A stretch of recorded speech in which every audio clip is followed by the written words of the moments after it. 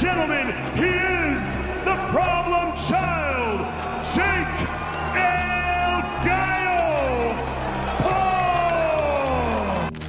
Making his entrance to the ring, the challenger, AJ Anthony Joshua!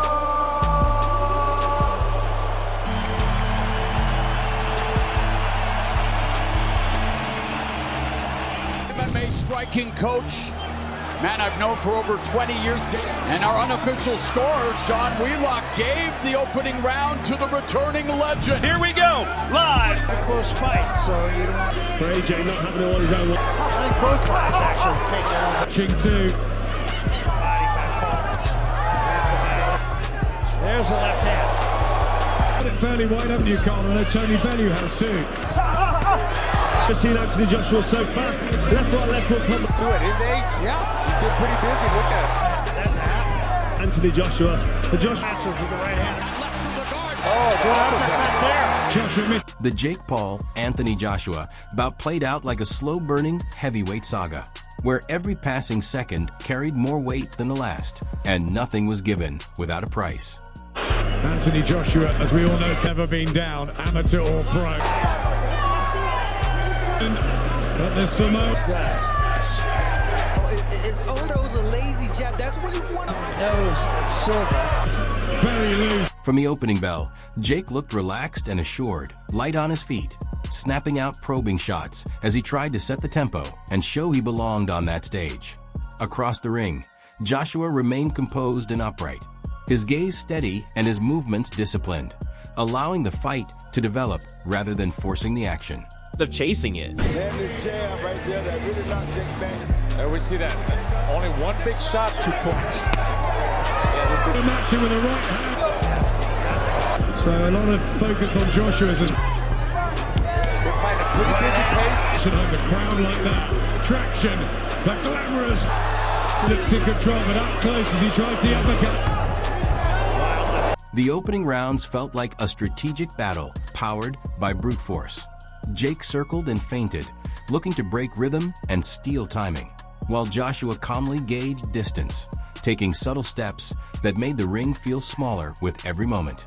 As the fight settled in, the exchanges became crisper, clinches turned into tests of strength, and the tempo shifted from a fast burst of action into a demanding mental war. Bridge. 2. Left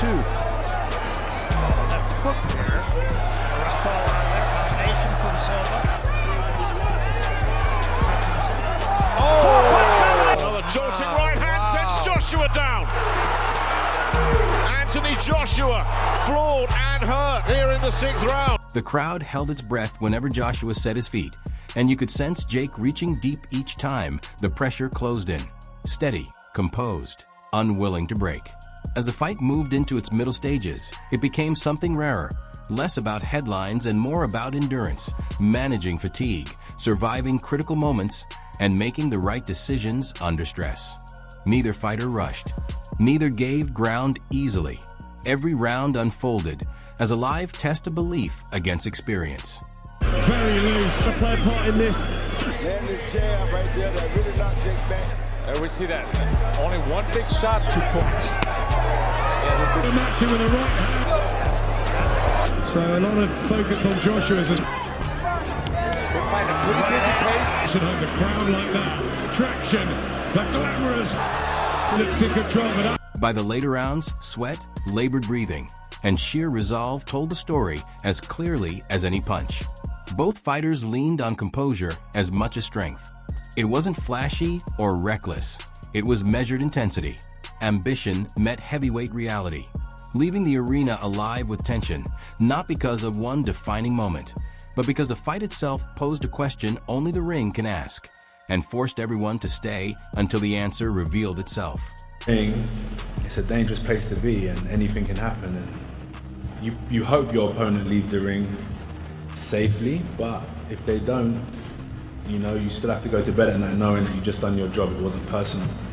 I mean, yeah, look, I mean, it is a big task, but I mean, if this fight were 14 months ago or whatever, however many months ago you had the belt, then when I win, it would have been me becoming the heavyweight champion of the world. So you would have beat me for the belt. And you claim you're better than Tyson, all these people. Long before the first punch was thrown, the contrast was already clear on the scale, subtly foreshadowing everything that would come. Anthony Joshua weighed in at a composed 243.4 pounds, looking sharp, balanced, and intentional, not masked for spectacle, but the frame of a heavyweight tuned for 12 demanding rounds.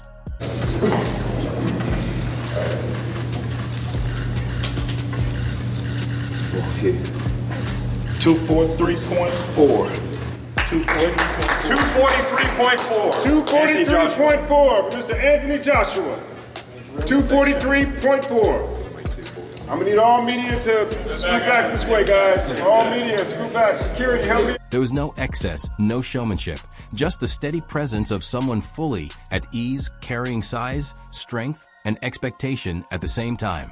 At that weight, Joshua looked finely tuned for control and resilience. Heavy enough to impose authority, yet composed enough to move with patience rather than urgency. It felt less like a display and more like a declaration. He had come prepared for real work, not theater.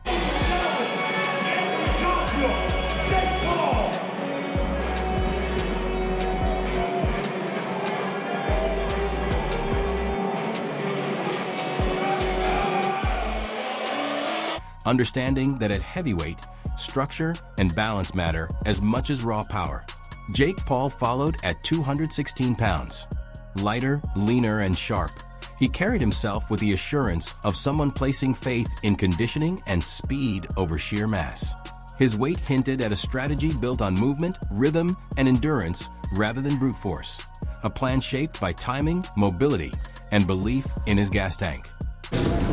216.6. Absolutely, Giles! You listen to me, brother! When the ring bells, I'm coming in there and I'm coming on his ass!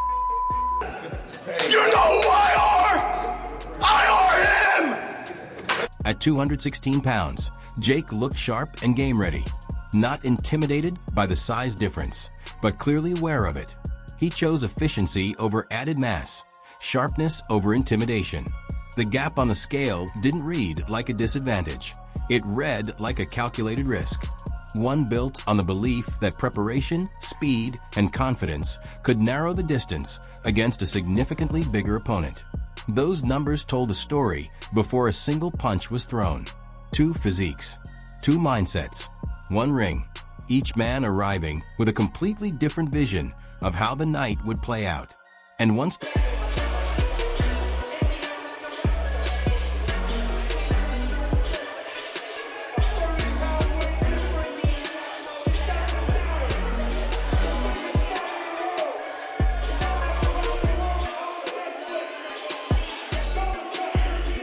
the weigh-in settled, Joshua took the microphone and shifted the energy instantly.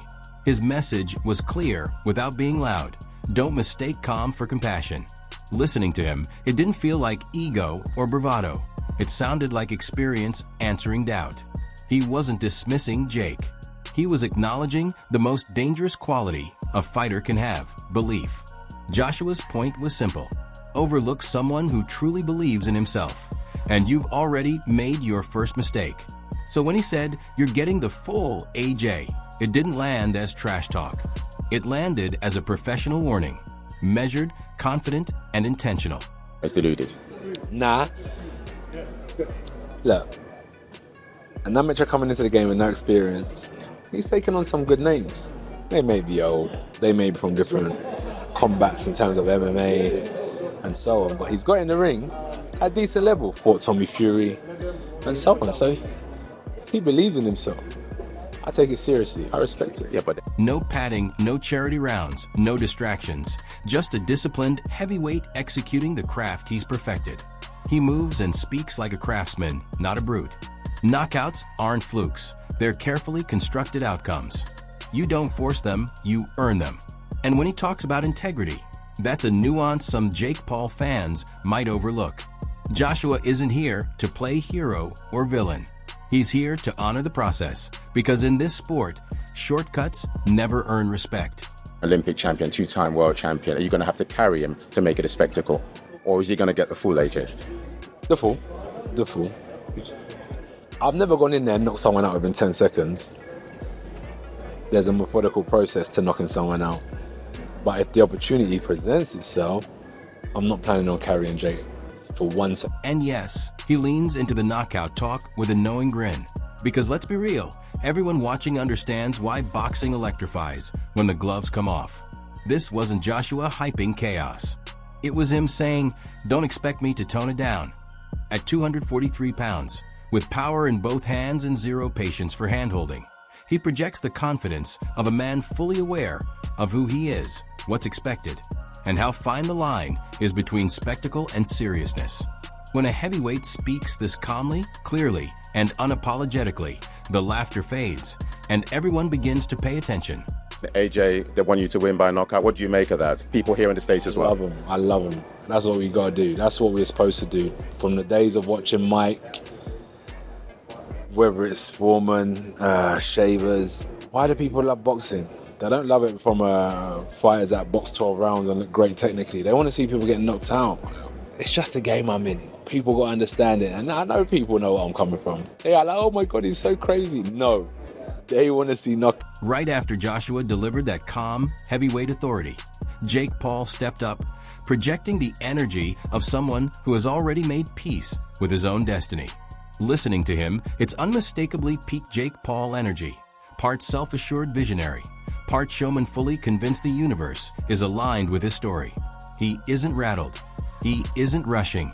He speaks like this entire moment was mapped out years ago. Whether you buy into it or not, that kind of confidence is dangerous. It doesn't break easily. When Jake says people don't see what he sees, you can almost believe him. Not necessarily because he's correct, but because belief like that allows a man to walk into the storm with a smile. Even the small theatrics, the Starbucks barista line, carry that signature Jake mix of corny, calculated, and somehow undeniably memorable. To be honest, not many of them are rooting for you. Some have said to me, he's deluded. What would you say to them?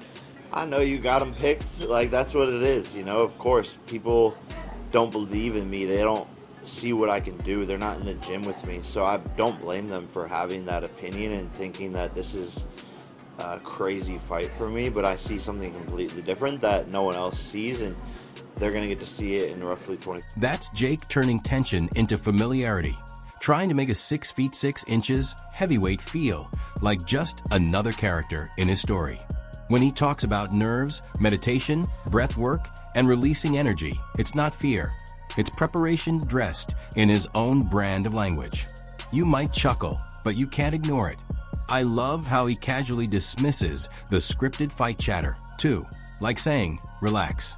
This is real life, not a Netflix series, while still acting as if the world itself might pivot around him. Here's the truth. Jake isn't pretending this is easy. He calls it the hardest thing he's ever done, and that honesty only amplifies the confidence. He's not reckless, he's committed. Whether that belief holds up when fists meet is another story. But walking into the ring with jokes, calm breaths, and zero visible intimidation tells you one thing. Jake Paul might be out of his depth, but he's stepping in upright, smiling, and fully convinced this chapter will end the way he imagined. In boxing, belief doesn't win fights, but it sure makes the opponent uncomfortable. If you pull this off. Yeah, when I win tomorrow, I mean, it's going to be an incredible moment, but at the same time, I know that it's coming. So I'll be very happy, and it'll, shock the world.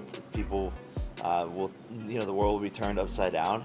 But at the same time, it'll just be proving myself right, and I will be the, face of boxing, the king of boxing, and just continue. By the end of the night, this felt less like a standard fight and more like a stress test for boxing itself, where experience, belief, preparation, and pressure collided in the same ring to see what would give first. One fighter carried years of discipline and measured control. The other showed up fueled by confidence, vision, and an unshakable sense of belonging. That clash made every moment count. It wasn't about flash or viral clips. It was about how each man managed the weight of expectation when the noise faded and the work began. Now, I want to hear from you. Fights like this don't end when the bell rings. Did experience dictate the pace? Or did belief push the limits further than you expected? Drop your thoughts in the comments and discuss respectfully. And if you're following the Boxing Hoops journey, don't forget to like, share, and subscribe for more.